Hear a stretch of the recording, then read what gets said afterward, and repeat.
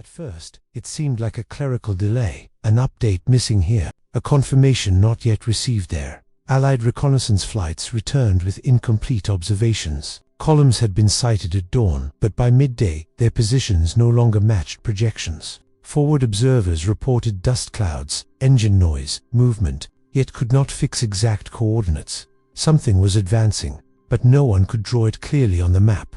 In headquarters, situation boards were adjusted, erased, redrawn. Staff officers marked expected armored positions, then hesitated. Reports arrived in fragments. A bridge crossed, a village cleared, a crossroads secured, yet the connecting line between those points was invisible. Formations were no longer moving in predictable arcs. Operational maps began showing strange gaps, empty sectors, where entire armored columns were supposed to be located. Intelligence officers scanned aerial photographs, searching for the familiar mass of tanks and supply trucks. Instead, they found absence. Signal traffic confirmed movement, communications chatter indicated active units, fuel requests were logged, engineers reported rapid bridge construction, but direction remained uncertain. It was as if the army existed everywhere, and nowhere at once. Reconnaissance units attempted to track this, only to discover that by the time a position was reported, it had already changed. Columns split and reformed. Roads thought to be secondary became primary axes of advance. The tempo disrupted, tracking itself. For German observers across the line, the confusion was worse. Defensive plans relied on identifying the Schwerpunkt, the main effort. Once located, reserves could be committed. But how do you reinforce against something you cannot fix in place? Reports from the front described armored elements appearing from unexpected directions. Strong points prepared for frontal assault were bypassed entirely. Artillery registered on anticipated routes found nothing but empty roads. The uncertainty began to weigh heavily. In staff meetings, officers pointed at maps with growing frustration. Intelligence summaries contained more qualifiers than conclusions, possibly believed to be unconfirmed. The absence of clarity became more alarming than confirmed enemy presence. An identified enemy can be countered. An undefined one forces hesitation. And hesitation in maneuver warfare is fatal. As hours turned into days, the realization set in. This was not accidental disorganization, it was controlled. Fluidity. Patton's forces were not vanishing because they were lost. They were vanishing because they refused to move at a pace that allowed observation to stabilize. By the time reconnaissance aircraft returned, the situation had already evolved. The map, once a reliable representation of reality, lagged behind events. Commanders found themselves reacting to yesterday's positions while today's columns were already pushing beyond them. For decades, modern warfare had emphasized information, locating the enemy, concentrating force, applying decisive pressure. Now the flow of information itself was disrupted. An army that could not be fixed, could not be contained. And as the situation maps grew increasingly uncertain, a deeper concern emerged within German headquarters. If Patton's position could not be determined, then neither could his intention. The battlefield was no longer defined by visible lines. It was defined by motion. And motion favored the side willing to move faster than understanding could catch up. The first reaction was procedural. Intercept units reviewed signal traffic again. Reconnaissance summaries were cross-checked. Field reports were compared against aerial photographs. Analysts searched for consistency, for a pattern that could restore clarity. Instead, they found contradictions. One sector reported armored movement toward the north. Another intercepted communications, suggesting an eastern push. Rail observers noted increased logistics traffic behind multiple fronts. Allied formations appeared to be everywhere. Field commanders began requesting clarification urgently. Where exactly was Patton's main axis of advance? Was this a diversion, a feint, or preparation for a concentrated breakthrough? The answers did not come. Instead, intelligence officers constructed possibilities. Perhaps the Americans were masking their perhaps the true concentration was concealed behind deceptive movements. Perhaps the visible advances were designed to draw German reserves away from the real objective. These assessments were logical, but they were built on incomplete confirmation. In war, assumptions fill the space where facts are missing. Analysts grew increasingly concerned that the absence of clear positioning suggested deliberate concealment. The fear was not simply movement, it was concentrated movement hidden from view. German defensive doctrine required anticipation. Reserves had to be placed where pressure would peak. Artillery had to be aligned along probable avenues of approach. Yet probability itself was unstable. Maps were annotated with arrows that shifted daily. Intelligence summaries grew longer, but no more definitive. Commanders received multiple projections, each plausible and uncertain. Some argued that Patton was overextended, that speed would stretch supply lines and force a pause. Others warned that underestimating the tempo risked catastrophic penetration. The debate itself consumed time. Meanwhile, Allied pressure continued. Interception units picked up fragmented radio chatter that suggested rapid exploitation. Requests for fuel, engineer, bridging equipment, and forward reconnaissance coordination pointed toward sustained momentum. But toward where? The lack of confirmation created a psychological imbalance. German planners were trained to act decisively once a situation was understood. Now, understanding lagged behind events. Defensive deployments began reflecting caution rather than confidence. Reserves were held back slightly longer. Counterattacks were delayed pending clearer identification of the main thrust. Strongpoints were reinforced across broader fronts instead of concentrated at a single decisive point. Uncertainty began shaping decisions, and in maneuver warfare, decisions shaped by uncertainty tend toward dispersion. The more German intelligence feared a concealed concentration, the more widely they spread their defensive strength. The more widely they spread it, the harder it became to mount a unified counterstroke. Patton's formations did not need to be invisible forever. They only needed to remain ambiguous long enough.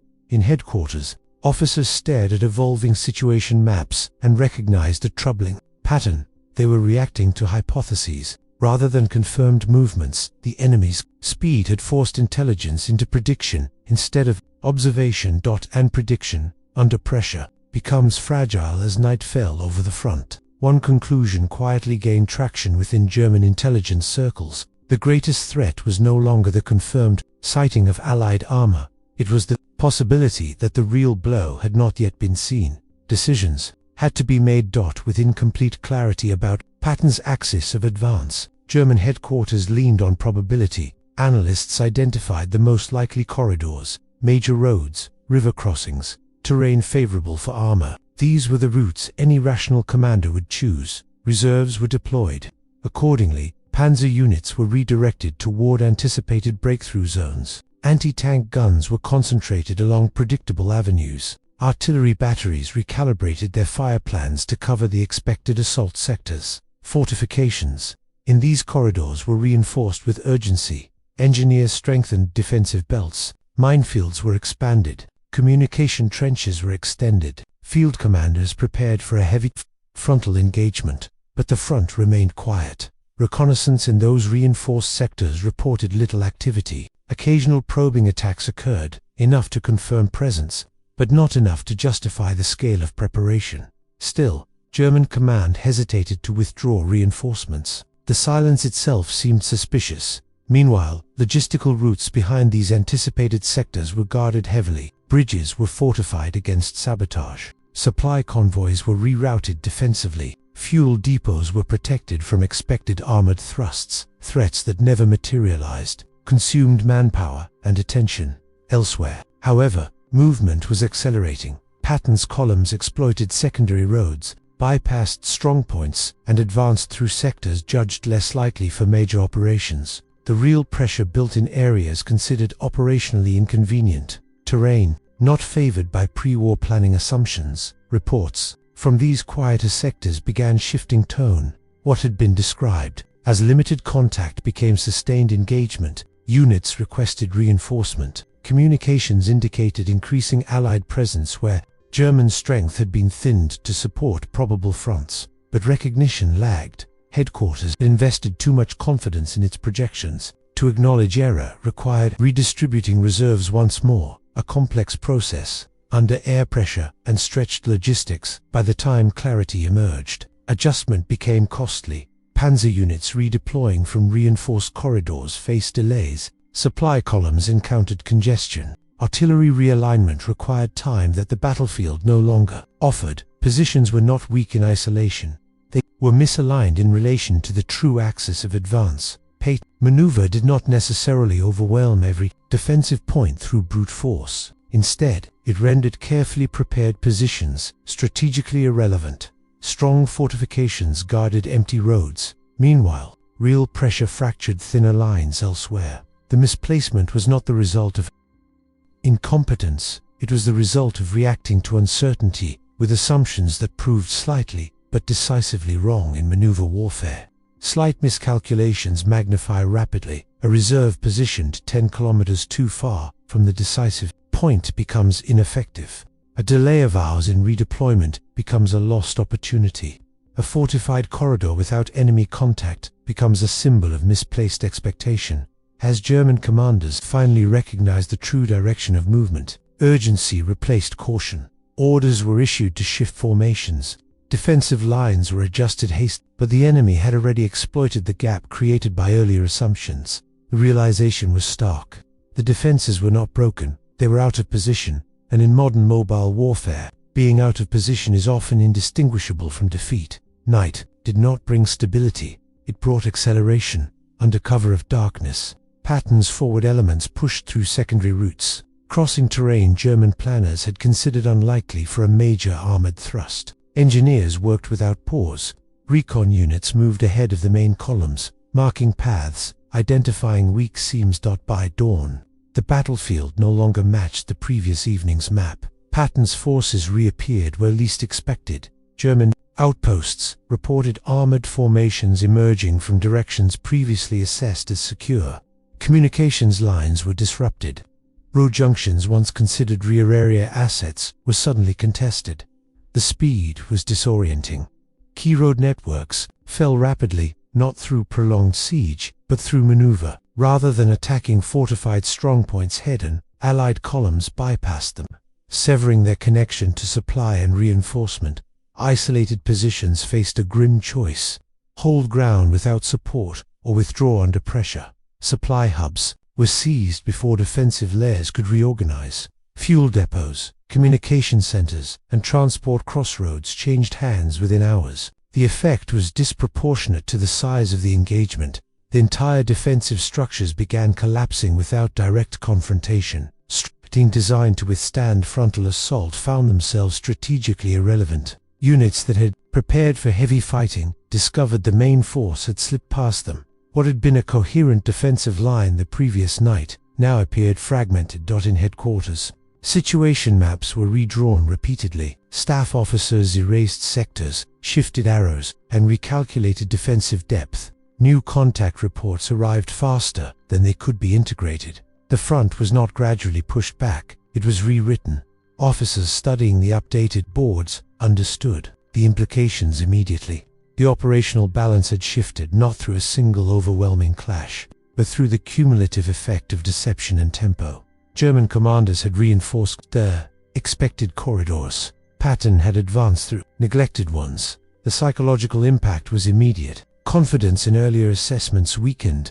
Intelligence projections were questioned. Reserves that had been carefully positioned were now reacting instead of shaping the engagement. The deception had not relied solely on concealment. It relied on expectation. By allowing German planners to anticipate one pattern of movement, Patton ensured that when the real thrust emerged, it would land against misaligned defenses. Within a single night, the operational geometry of the front had changed. Lines that once appeared stable were bent inward. Communication routes that seemed secure were compromised. Units found themselves fighting not at the edge of the front, but behind it. By sunrise, the realization was unavoidable. The battle had not simply advanced, it had shifted dimensions, and in maneuver warfare, the side that forces the map to change overnight dictates the pace of what follows.